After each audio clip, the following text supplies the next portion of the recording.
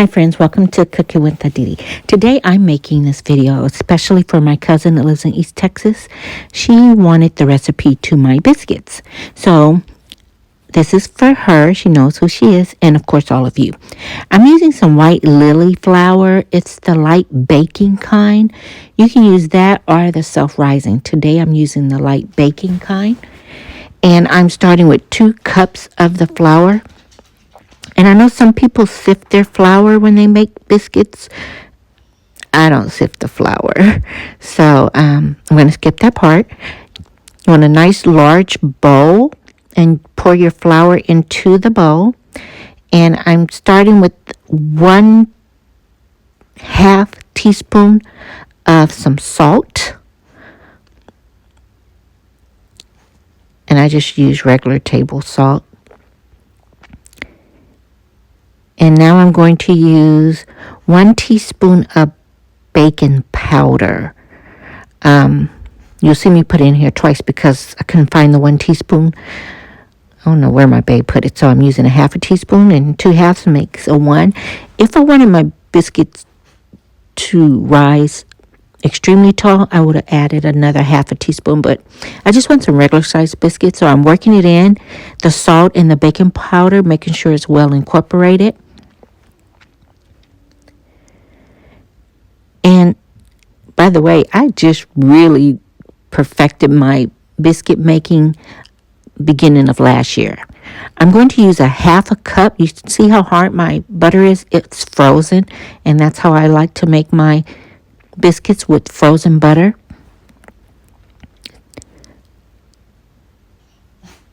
I'm going to grate it using the large holes on my grater. And I'm going to grate this entire stick. And in the essence of time, I'm going to go on and speed it up for you. I had just that little bit right there, and I'm going to melt that later so that I can brush my biscuits with it. All right. Yeah. That's going to be used later with some more. All right. Try and scrape off the rest of the butter.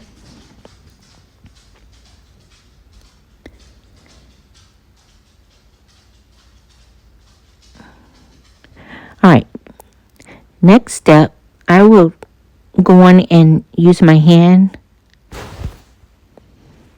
to work in this butter into the flour, making sure it's well incorporated into the flour.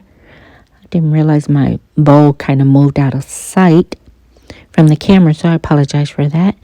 It's just me.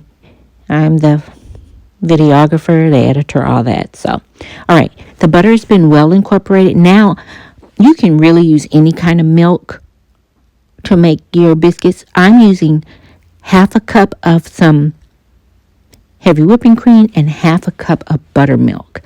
I find that when I use a whole cup of buttermilk, I can kind of taste the buttermilk, and I want a light flavor of buttermilk. So, 1/2 cup of heavy whipping cream and 1/2 cup of some buttermilk. Going to make sure those 2 types of milk are well incorporated into each other. And now I'm going to pour it into the bowl of flour right in the middle. And I try not to waste, so yeah, you see me scraping it. I'm going to work it in a little bit, and I'm trying to be cute and use the fork, which that's not going to work too well for me. So let's go on and get with it. You want to work that butter and flour in.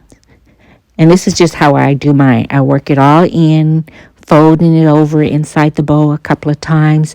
And it's extremely sticky for me right now. And yikes, I forgot to take these rings off. So bear with me. I'm going to pause for just a minute and go wash my hands and take these rings off.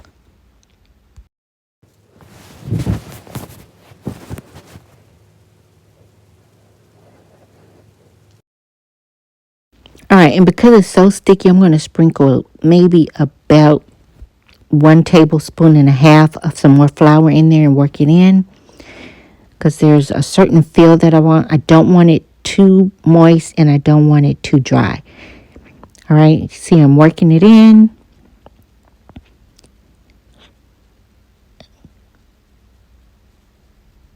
Now I'm putting a little flour on my silicone mat, and I'm going to pour this biscuit dough onto the mat and work it, flip it over, working it in, folding it a few times. So this is how I make biscuits. Like I said, I really just learned how to make biscuits last year. I have tried in the past and they would come out hard as bricks, but I finally perfected it about a year ago. I did drizzle a little bit more of the leftover milk mixture because it was a little dry. Now I'm trying to blend in all of the little cracks. I don't have a rolling pin, so I'm using my hand and knuckles to press it together. And I'm trying to get it into the shape of like a rectangle. And I'm going to fold it. That's 1 layer, 2 layers. Press it down, pat it. And I'm going to press it flat. Give it a little shape. And I don't have a perfect size biscuit cutter, so I'm going to use the mouth of a glass. And do not twist your biscuit cutter or your glass. Just press down and pop them out. If you twist it, it might hinder your biscuits from rising properly. So I just press straight down and then pop the little biscuit out. And by the way, I did lightly oil my baking pan with the little baking grease.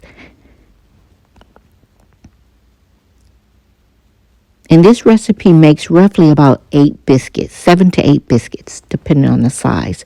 Now for the scraps, I reblended them together with the hand, mixed them, pressed them flat, and see how I'm doing that? Folding them over to get, I should be able to get about another 2 biscuits into a little small rectangle. Fold it over, press flat into that flour, press down, and do the same thing. Okay, I'm going to speed this up for you. And as you can see, I don't believe in wasting anything, so I'm using every drop of this biscuit dough, and I'm going to make a little, and I didn't have enough there to use the mouth of the glass, so I just shaped it round. I have some melted butter here, unsalted, brushing it, the top of each biscuit lightly with it. And then you want to place it in your oven on 450 for about 17 minutes. Check it at 17. Make sure they're nice and golden brown. If not, let them continue to bake for another 2 minutes. Don't go over 20 minutes. And yeah, this is how my biscuits came out. And I noticed if I use buttermilk, they kind of remind me of those biscuits from Red Lobster. If you use just regular whole milk, they have a smoother top. Nice height.